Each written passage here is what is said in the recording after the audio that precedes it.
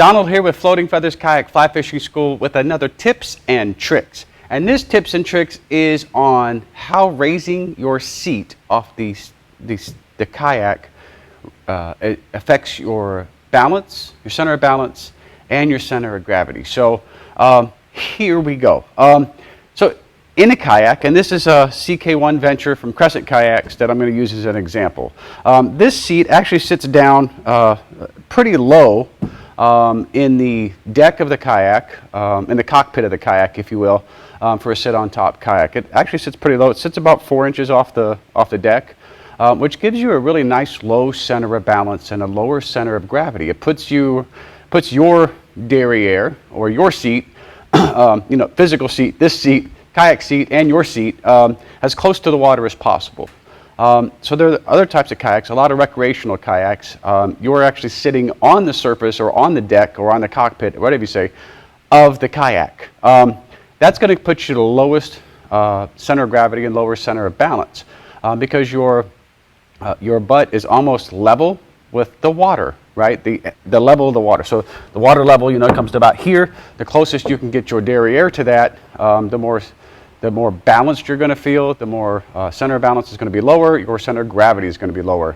And that's why a lot of sit-ins feel more balanced because you're sitting either right at or just below the water level surface.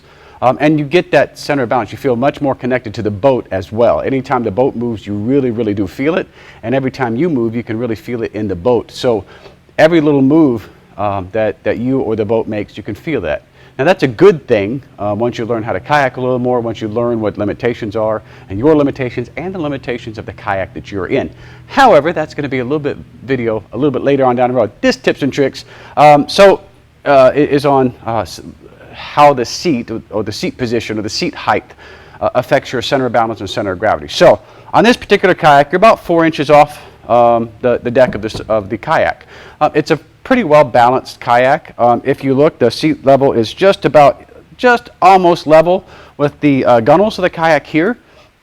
And when you put it in the water, you can see the water line on this side is going to be right about there, maybe right there, depending on your weight. So it sits lower in the water.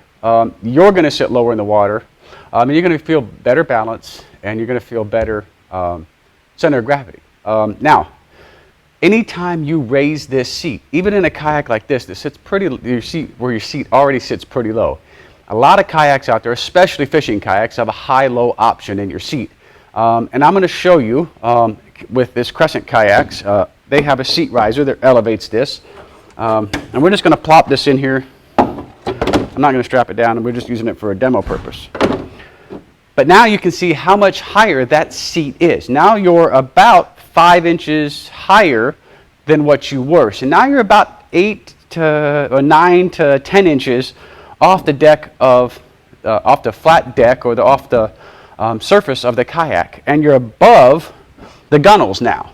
So now your center of balance is up here, right? So you've raised it up above the sides of the kayak. So now your center of balance and your center of gravity is elevated. So anytime you elevate the seat. Now, what that means every time you move, every time you twist to the left or to the right, or you lean or lean forward, lean backward, lean left, lean right, the effects on the kayak are going to be exaggerated more than they were when the seat was in the low position. Why is that? Because your center of balance is now here instead of down here inside the kayak, okay? So anytime it's like if you're standing up, right, of course you can lean a little bit before you fall over. But if you spread your legs and you can lean much more to one side or the other. Same with forward and backward, right?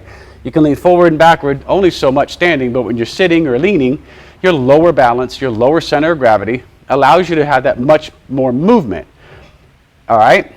Every time you elevate a seat, whether it's a seat riser like this, one that has a low position, high position, and you flip a switch, or you stand up, or it moves, however it's going to switch that position, just keep in mind that in the high position, you're going to raise your center of balance and your center of gravity, which is going to affect and multiply the movement that you feel in that kayak. And what I mean by that is every time you twist around to grab something out of the back, this kayak's going to move just a little bit more. It's going to rotate with you a little bit more because you're up out of the kayak farther.